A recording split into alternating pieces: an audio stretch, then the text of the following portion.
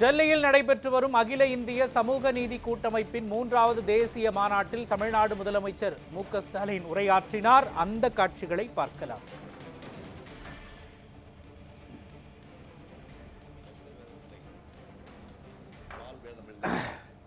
இதுதான் திராவிட இயக்கத்தோட அடிப்படை கொள்கைகள். இதைத்தான் தந்தை பெரியார் அவர்கள் திரும்ப திரும்ப சொன்னார். மனிதர்களில் உயர்வு தாழ்வு என்ற வேறுபாடு இல்லாத நிலையை உருவாக்கத்தான் இடஒதுக்கீடு எனப்படும் சமூக நீதி உருவாக்கப்பட்டுச்சு.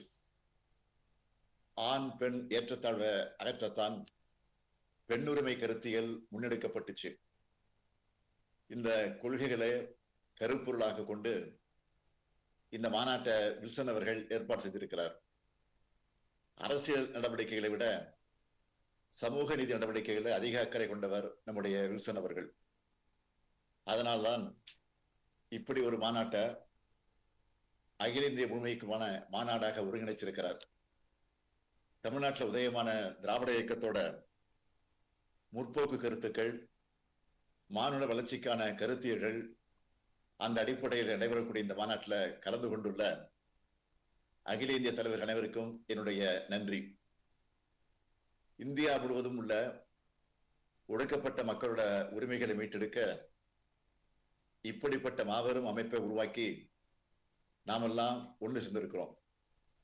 கடந்த ஆண்டு நடைபெற்ற முதல் மாநாட்டில் பங்கேற்றப்போ இந்தியா முழுமையும் பிற்படுத்தப்பட்ட பட்டியலின மக்களின் இடஒதுக்கீடு உரிமை காக்கப்படணும், தமிழ்நாட்டில் உள்ளது போல சமூக நீதி கண்காணிப்பு குழுக்கள் அமைக்கப்படணும்னு வலியுறுத்தி பேசியிருக்கிறார்.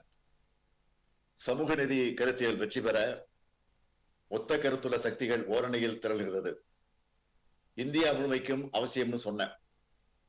அடுத்த மாநாட்டில் ஒன்றிய பாஜக அரசு சமூக நீதிக்கு எதிரான செயல்பாடுகளை பற்றி சொல்லி ஒன்றிய அரசின் நிறுவனங்கள்ல நிரப்பப்படாம இருக்கிற ஓபிசி, எஸ்சி, எஸ்டி பணியிடங்களை முழுமையா நிரப்ப வலியுறுத்தின.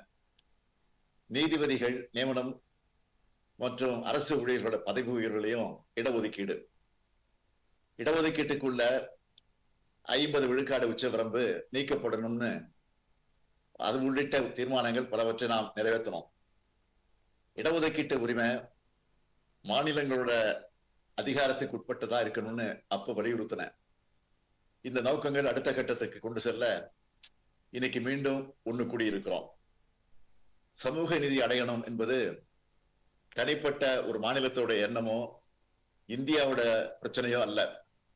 எங்கெல்லாம் புறக்கணிப்பு, ஒதுக்குதல், தீண்டாமை, அடிமைத்தனம், அநீதி இருக்குதோ அங்கெல்லாம் சமூக நோய்களை முறிக்கிற மருந்தா இருக்கிறது தான் சமூக நீதி. சமூக ரீதியா, கல்வி ரீதியா புறக்கணிக்கப்பட்டவங்களை கை தூக்கி விடுறது தான் சமூக நீதி. சமூக ரீதியாகவும் கல்வி ரீதியாகவும் பின்தங்கியவர்கள் என்பதுதான் அரசியலமைப்பு சட்டத்தின் சமூக நீதி வரையறை. இந்திய அரசியலமைப்பு சட்டத்தின் 340வது பிரிவில் அன் எஜுகேஷனலி என்பதுதான் வரையறையாக இருக்கு.